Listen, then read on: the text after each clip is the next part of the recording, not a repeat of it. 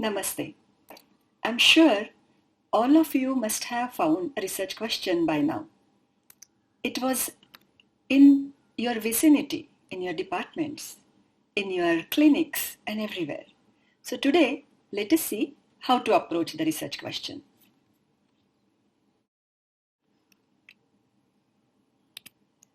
You will be able to understand how to approach the research problem, concurrence of principle of Anuman Praman and observational research, types and tools for it, how to develop and test the tools of observational research.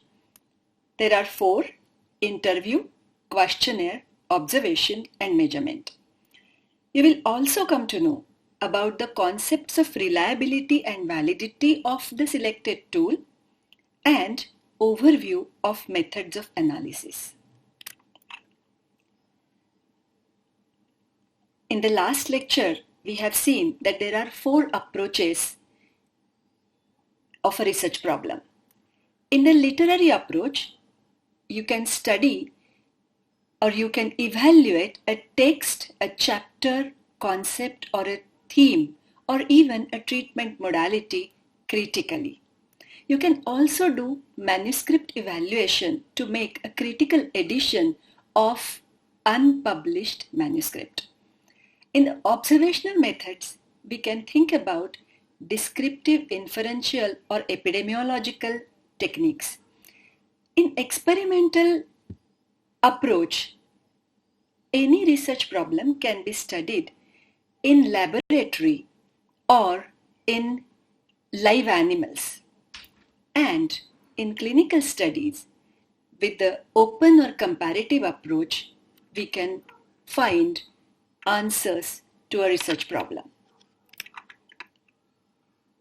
Okay, here let us understand that you are in 𝐾𝐜𝐿 department or Panchakarma department or maybe Rasashastra Bhaishya Kalpana department or maybe in Samhita, Sharir also. So, and there is a problem. You know that diabetes is a grave problem for our country. They say that India will be the next capital of diabetes in the next decade. And you want to explore the effect of Yashad Bhasma in Prameha. I assume that Prameha is concurrent with diabetes mellitus or type 2 diabetes here. So if you are in Samhita department, you can take a chronological review of use of Yashada in Prameha vis-a-vis diabetes. You can search Ayurvedic literature, Siddha literature and biomedicine literature. You can take a review of published research papers in past decade or 2, and then you can prepare a wonderful critical analysis which encompasses complete understanding of use of Yashada in Prameha. If you are in Rasashastra Bhaishya Kalpana or Dravyagun department, you might want to identify the types of Yashada, the methods of manufacturing Yashad Bhasma, the plants which are used to manufacture, whether they are same, they are different, whether there is a difference in manufacturing method, what are the process specifications, and depending on the process, what are the quality parameters. So you can work in the experimental manner. If some of your peers or colleagues from your university or other universities have already identified all the quality parameters of Yashad Bhasma, then you might think of testing its efficacy in neuropathy, in retinopathy, using certain animal models of disease.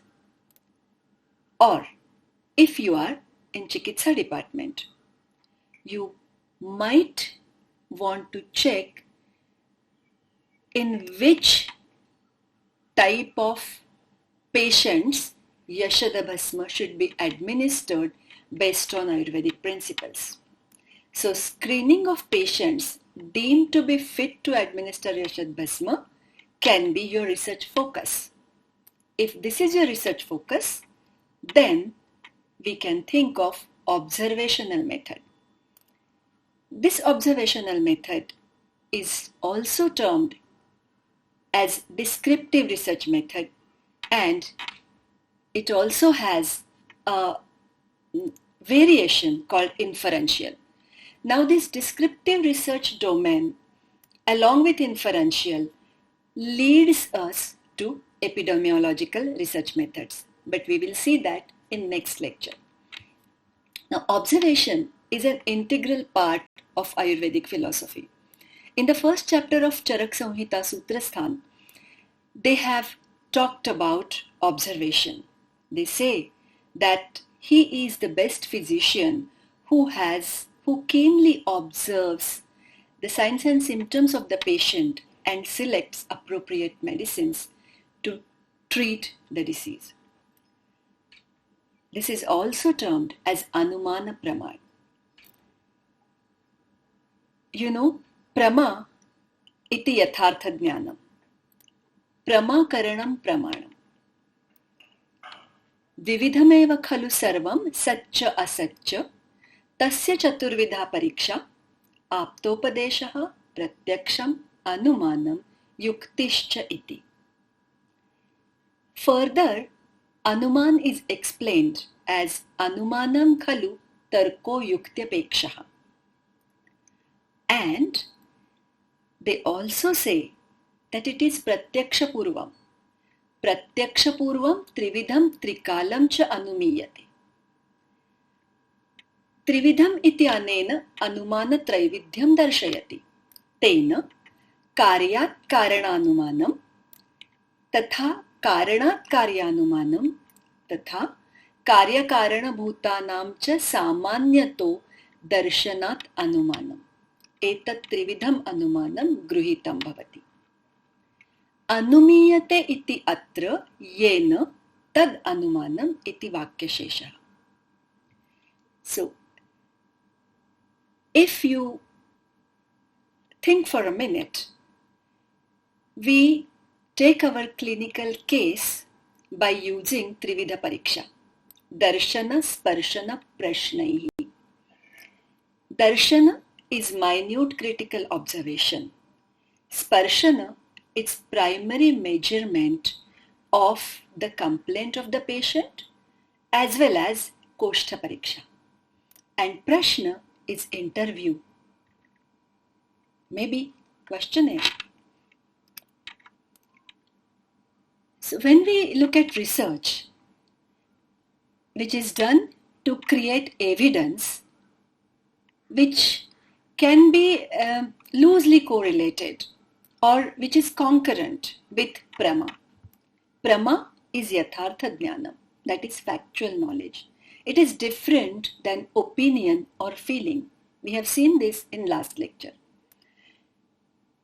Prama is done using two parameters, Pratyaksha and Anumana, wherein Anumana is further of two types, Purvavarti and Paravarti. So this concept was definitely there in our Samhitas. We find it everywhere. In in Ayurveda, as we have seen, we use Siddhantas from Darshana Shastras. For research methodology, I feel that mainly we use the Siddhantas from Nyaya Darshan and Sankhya Darshan. Sankhya is Sankhya. Sankhya talks about measurement. But though there are various examples with which we think or we may think that there are evidences of research, there are anecdotal examples, what we lack is the methodology. And to build up this methodology for our pramanas, we need to take help from the existing methodologies. So in Ayurveda also, we say that everything is measurable. Vimana, Visheshena Miyate Anena. That is Vimana. So in modern methods, measurement is distributed or measurement is done by two ways. Either it is qualitative or quantitative. Qualitative measurement is also termed as observational, and therefore observational methods are classified into three types: descriptive, inferential, epidemiological. And quantitative methods are experimental, which are further classified into laboratory or human clinical trials. Today's example which I have selected for you is the example of a study which was conducted in 2005. This study was about traditional Indian systems of medicine for HIV and AIDS faculty perspective. The objective of this study was to document the role of Ayush for treatment of HIV AIDS in India and what is the perspective of faculty and students within Ayush institutions for higher learning. The materials and methodology used for this study is written here. The key informants were all levels, were professors to students, so all levels of seniority were used. Inclusion criteria was based on knowledge of HIV/AIDS education or its clinical exposure to HIV infected patients. The method used here was interview, and the participants were 33. This study took place in a format where the structure, attitude, and content were studied. To understand the structure of Ayurvedic education,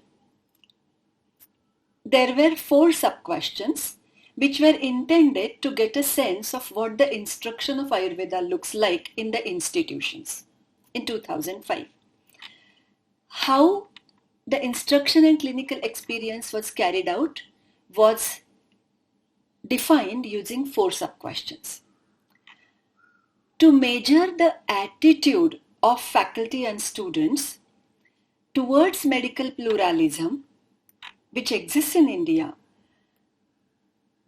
on the yardstick of allopathic counterparts, 2 sets of questions were prepared. Western and traditional medics, whether they stand opposite of each other or they look at each other as competitors. And the further assessment point was what according to them are the strengths of allopathic medicine and teaching practices, what are the weaknesses, and same for Ayurveda. From the Ayurvedic viewpoint, what are the strengths of Ayurvedic medicine and teaching practices and weaknesses of Ayurvedic medicine and teaching practices. To further get to the root of the objective, there were 4 main questions were decided, and the third question was further classified into more questions. So the first content was the first question was, how is dysfunction in body defined according to Ayurvedic principles? How does that apply to the disease in question, that is HIV/AIDS? How the curriculum, HIV/AIDS is addressed in the curriculum? And how is the disease identified? How separately or within the existing curriculum, directly or under a larger topic, HIV/AIDS is addressed in this curriculum. Now this broad topic was subdivided into various questions like how the disease is identified, what are the diagnostic tools which are used, how does the malady vary in the population, how it is managed, how does the treatment vary by patient, are there any reports on prognosis of treatment? And then last broad question was, does integration of allopathic model exist in their teaching practices. After this, the interview was designed and it was implemented in those 33 members. Once the whole task was carried out, the method of data analysis used was the recorded interviews were transcribed and translated, pre-decided themes were identified, and the results were presented as the relationship between biomedicine and Ayush national government policy, the teaching of HIV/AIDS within Ayush with respect to Achar Rasayan and immunology, and the conclusions drawn were as follows. Biomedical concepts were central to the teaching and discussion of HIV/AIDS. Based on the faculty reports, there are many Ayush treatments that appear to demonstrate positive impacts on individuals infected with HIV. Those who are interested can access the publications of this example. Here, the method used is observational research and the technique used is interview. Before going to the details, let us see first how the sampling for observational research is done. There are two main aspects of sampling: incidental sampling and random sampling. Incidental sampling deals with an incident which is common to many. For example, there are cancer survivors or people who are working in a BPO unit. Random sampling always provides equal opportunities to the participants. There are two more factors which are considered while doing sampling for observational research: time sampling and event sampling. Time sampling deals with behavior over time, or it also takes observations at one time or many times. For example, in this previous research which we have seen, same person can be interviewed two times. Once as the beginning of the project and after 2 months to see how is his response. So the observations can be at one time or many times. In any observational research, 4 types of information is sought. First is attitudes. What people say they want. What is their attitude towards disability? What is their attitude towards dinacharya? Second type of information is beliefs. What people think is true. It means, yes, men are powerful all the time, in all aspects. This can be belief of a society or a population. Behavior. What people do. For example, Ayurvedic physicians need 40 minutes for first time case taking. So that's a behavior in a particular pattern. Attributes. What people are. For example, like me, I'm an Indian living in Europe and I'm a female. These are characteristics or attributes. So these 4 types: attitudes, beliefs, behavior and attributes, these are the types of information which are sought in observational research. And the tools to seek this information are interview, questionnaire, observation and measurements. Let me tell you that these tools are used either mutually exclusively or many times as a combination. So for a research, all the 4 tools can be used together. So it's not that these tools are highly separated, these tools should be used highly separately. You can mix and match them, but for the simplicity or ease of understanding, I am going to talk to you about development of these tools separately. So interview is conducted generally on relatively small number of participants because in the interview preference is given to the oral communication. The tone, voice, facial expressions and body language of the interviewee give you a lot of information. It talks about the motivation, attitude, feelings and belief, all of it together. There are three types of interviews. Structured and semi-structured are put together. These are standardized, recorded, written questions. Like you saw in the first example, there was a list of questions, 4 main, and in the third question there were many sub-questions. In these type of interviews, the same question is asked in the same manner, in the same order to each participant. If it is decided in a research strategy that the interviewer is allowed, depending on the responses and the situation, if the researcher is allowed to ask a few questions in the end, that is also possible, and this addition of open-ended questions, it's called a semi-structured interview. Other type is unstructured, which is also known as non-direct in-depth interview. Especially in psychology, these type of interviews are conducted.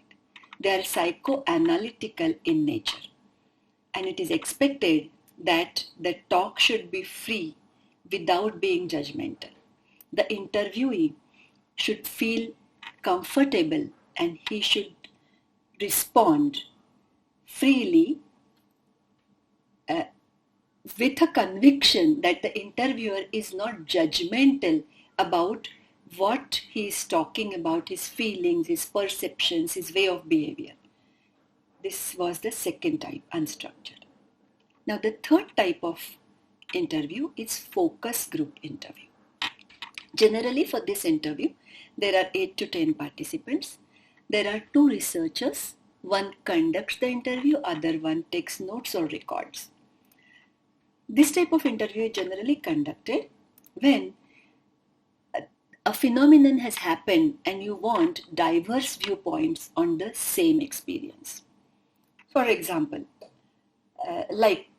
now is the situation of COVID-19, and we want to take interview of 8 or 10 top personalities working in Ayush fields. One is from homeopathy, one is from Ayurveda, Unani, and also from the modern medicine. And if we want to address the question whether you feel that all the Ayurvedic, Unani, Siddha and even the modern medicine will work to combat the COVID-19, you can get diverse viewpoints, and this can be a focus group interview. Interview is implemented either in person or telephonically. Both the methods can be used. Remember, to use this technique of interview, you need to learn certain skills. First of all, you should be knowledgeable about your subject and you should have a background information. Like in the first example of HIV/AIDS, if I am the interviewer, I need to know the overall knowledge about, I need to have overall knowledge about HIV/AIDS. I also need to have pertinent knowledge regarding the treatments, the diagnostic methods from modern medicine, as well as I need to have some background information of Ayurvedic, homeopathic, Unani systems so as to ask pertinent questions to the interviewees. You need to learn to be punctual. You have to take appointment of the faculty member, the student, the PG teachers who are your target participants, your study population. And if you have taken the appointment, you have to be there 5 minutes before time. Once you approach the person, you should always introduce yourself. Make the person comfortable. Your approach should be professional, respectful. The conduct should be very polite. And you should have, of course, good communication skill. Robson in 1993 gave us 4 rules for taking interview. He says, speak less and listen more. Vote a straight question clearly in unthreatening way. Don't give cue that will influence answer. And enjoy the experience. What are the examples of bad question? For example, you are the interviewer to interview and you ask, how long have you been here?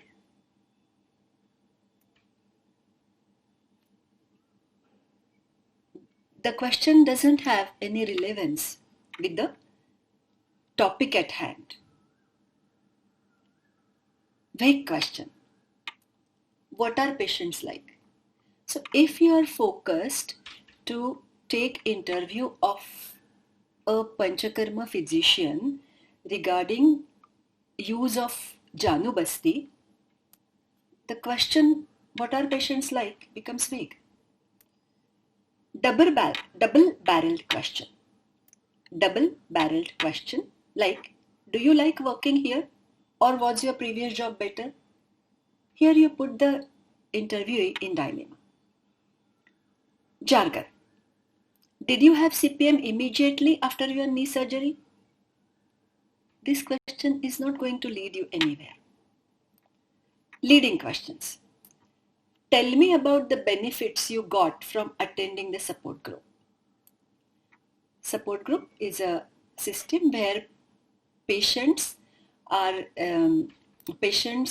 can talk freely, they share their experiences, they learn from each other's experiences. So, but for some patients, it can also be a depressing experience. And hence, a question like, tell me about benefits, which focuses on benefits only and not the unwanted effects. These are leading questions. So, if you want the true information, truth, then you should not ask leading questions. Biased questions. Do you feel that you benefited more from daily outpatient department visit than from weekly home visit? So you want the patient to come to the OPD and you avoid your home visit, and that's why you are asking the patient, you feel better when you come here rather than I coming to your house? There can be aggressive questions. I'll ask you again, you have to tell me, is the undercurrent. Which treatment caused you most pain? So there is aggression and the patient is compelled to answer. So these type of questions and the method of asking questions both need to be avoided. Once the interview is taken, generally nowadays the interviews are recorded on smartphone. Then you go back and listen to the recording and you make notes. Using simple pen paper and making notes is equally important or practice method. Once you get the data, you have to organize it. Coding is used for closed questions. We will see it later how to code. And open-ended questions are deciphered into themes and then coded. Analysis is done either descriptively, just to get the feel of situation, what it is, that is descriptive. and inferential. Maybe something beyond the immediate data is seen. Interview technique has advantages and disadvantages. You get detailed information on the study topic, and because it is interview, you also get good insights about the subject. On the other hand, interview gives you information which is highly subjective, person-specific, and opinionated. So everyone has an opinion whether something good or bad. So those are the disadvantages of an interview technique. Let me take you to other example. This is a survey of status of education in Maharashtra. The objective of this survey was to assess status of education system of Ayurveda in the state of Maharashtra.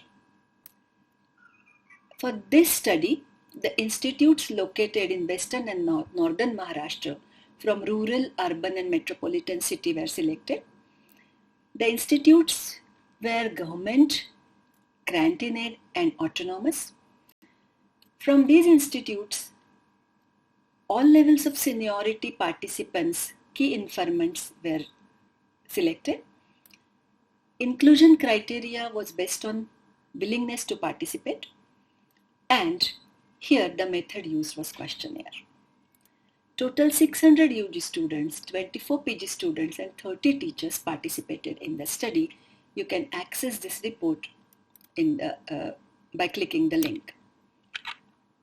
Here, the content was developed based on 5 points. Competencies of the faculty, competencies of incoming student, infrastructure of institute, curriculum delivery method and quality, clinical exposure with usage of Ayurvedic treatments, and for each of this content, each point, specific questions were done. 3 different questionnaires were prepared. One for undergraduate students, which had 17 closed questions and 5 open questions. Second questionnaire was for postgraduate students, including 15 closed questions and 7 open questions. And the third one was for faculty members, teachers, which included 12 closed questions and 7 open questions. The method of data analysis was similar. Closed questions, responses were decoded, open questions, themes were identified. The results were presented as relationship between quality of education and stakeholders' attitude, and the conclusions were drawn after this study. So let's go how to understand the content. The questionnaire is developed, implemented and analyzed.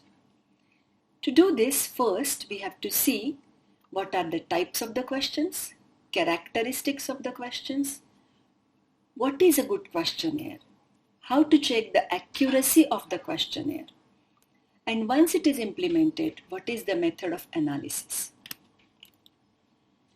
Questionnaire is a popular data collection tool. You know that everywhere today we find various types of questionnaires. Technically, it is a standardized list of questions where the order and wording of questions has been carefully planned. In interview, though the questions are pre-decided, when you ask the questions, a word will be changed here and there, your expression will change, and though it is standardized, it is not as standardized as a written question. You know, our case record form, the Prashna part of case taking, is nothing but advanced form of questionnaire.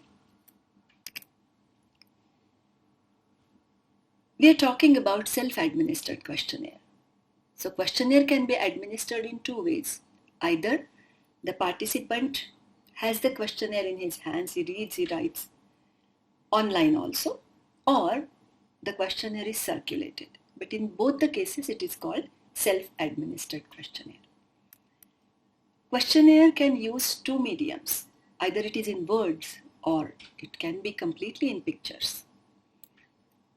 If you have to approach illiterate people, your participants are not literate, or you want to address to a population which cannot comprehend the written words, you can use pictorial form of questions. Generally, depending on the number of questions, either the questionnaire is comprehensive or it is lengthy and tedious. 15 to 20 questions questionnaire is supposed to be a good, reliable tool. Response rate of any questionnaire is understood to be 40%. Let's see.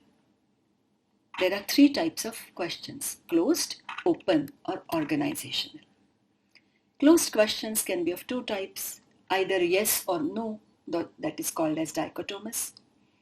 They can be scaled, always, sometimes, never, or a 5-point scale like strongly agree, agree, neither agree nor disagree, disagree, and strongly disagree can be the type, can be the scale level, and there can be smileys, which emojis, which our generation is very much acquainted with. Second type of question is checklist or multiple choice question. You all are familiar with this. One or more responses are given below the question to choose from. For example, what were you doing before taking admission to PhD? Teaching, practice, you were a research officer, you were lab in charge, and select all that applies to you is the multiple choice question.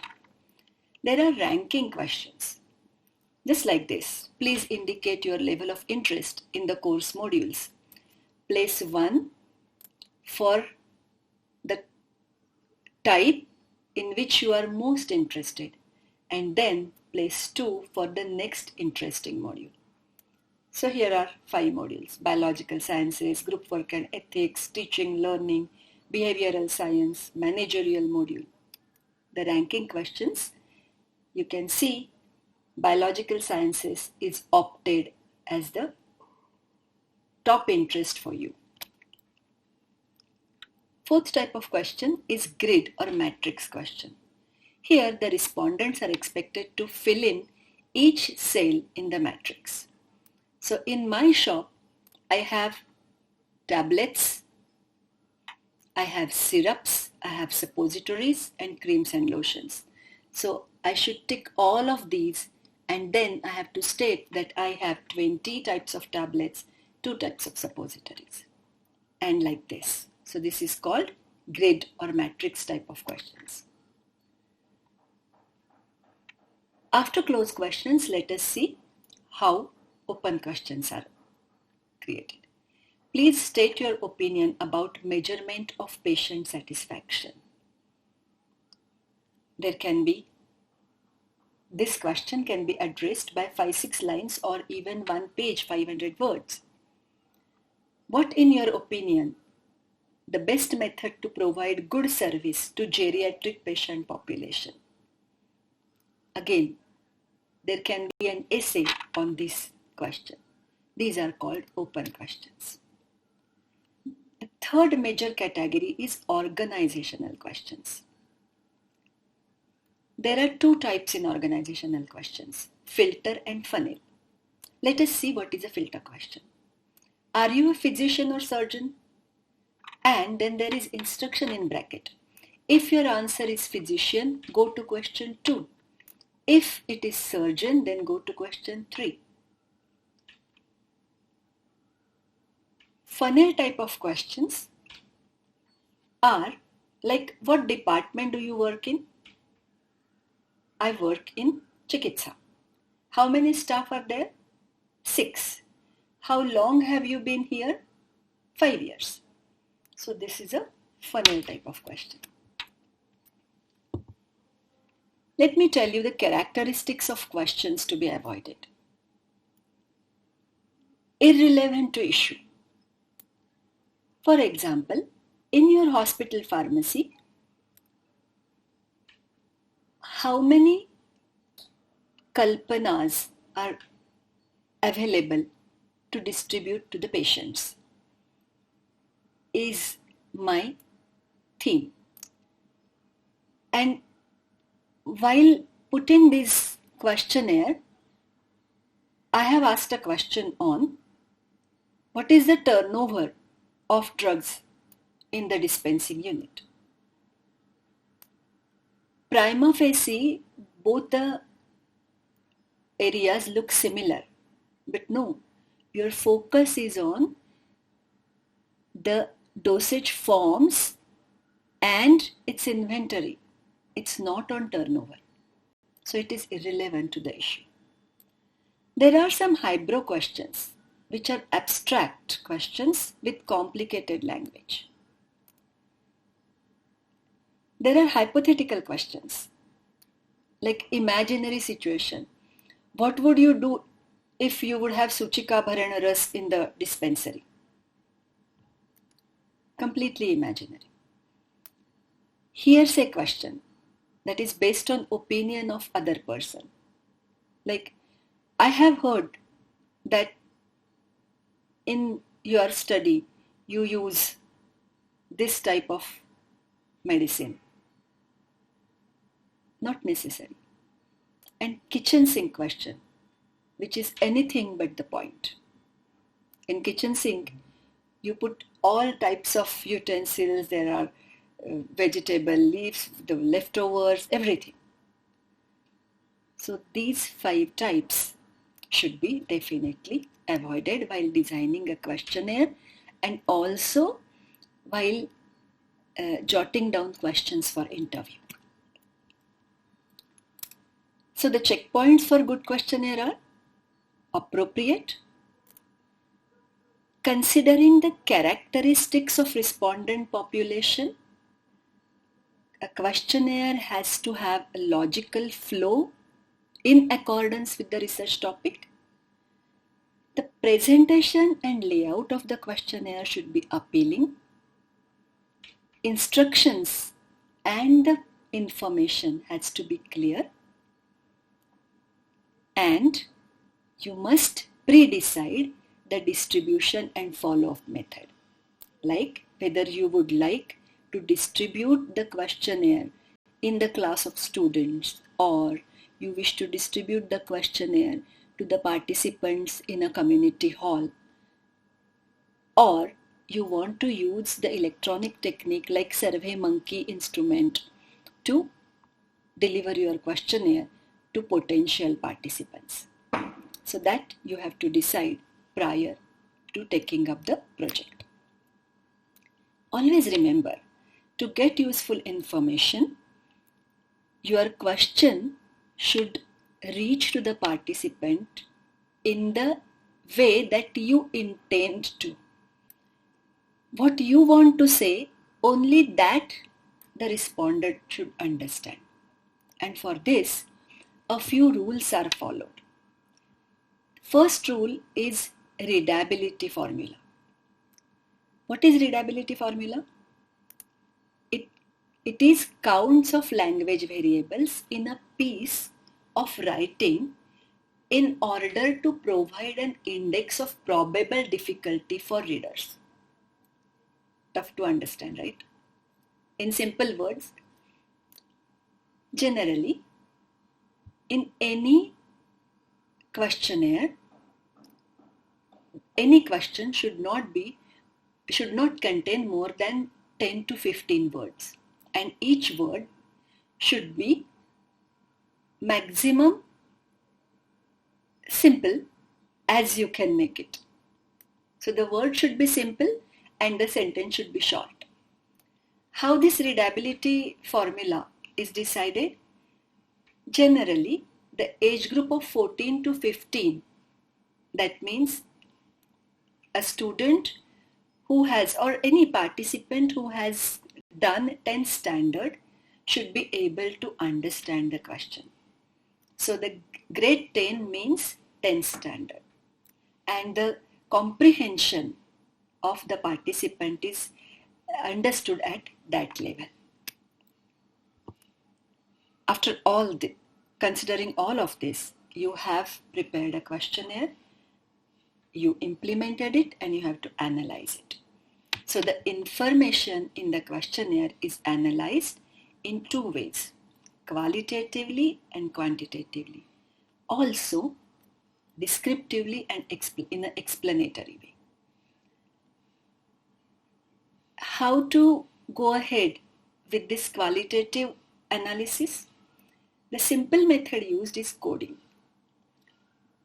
Closed questions are coded by numbers. See, the question is, are you an Ayurvedic physician? Probable answer is yes, no, and you have to anticipate that some people will not respond to this question. So there is the category no response. So yes is coded as 1, no is numbered as 2, and no response is numbered as 3. So when you get 50 questionnaires, filled questionnaires, this question number 1 will be analyzed with 3 codes, 1, 2, and 3. So out of 50, how many have selected yes, they are coded as 1, and from that you can further count. If your questions are open, like please state your opinion about the fieldwork assignment given to you last week. Now the answer could be 5-7 lines or half a page. How would you analyze it? So in this, you have to select a few terms. For example, for this question, there could be some positive comments and some negative comments. So positive comments like fun, thorough knowledge, helpful, supervisor was skilled. These are positive comments from the answer or response. And the negative comments, the words indicating negative comments will be boring, intermittent, supervisor was absent or he scolded me. So this type of words will indicate negative comments. Positive comments will be coded as 1 and negative comments will be coded as 2. And this way, the open question will be analyzed. To check the accuracy of your questionnaire is the most important task in any observational qualitative research. For interview, if you have prepared a background question set, and for questionnaire as a tool, you have prepared a full-fledged questionnaire, you have to give it to some participants. In research, in major researches, in funded researches, the number of participants for testing this correctness or accuracy of the questionnaire is also quite huge. It depends, or it is calculated statistically based on your final or expected sample size. For study purpose, for master level studies, you can circulate this questionnaire to a dozen of people who can be your colleagues, your friends, students, and then you can get their feedback. You have to pay attention to these 4 points. Are all questions understood? Are all questions interpreted similarly by all respondents? Because if there is a difference in response, you have to modify your question. You have to, they call it rephrase your question. Are the questions answered correctly?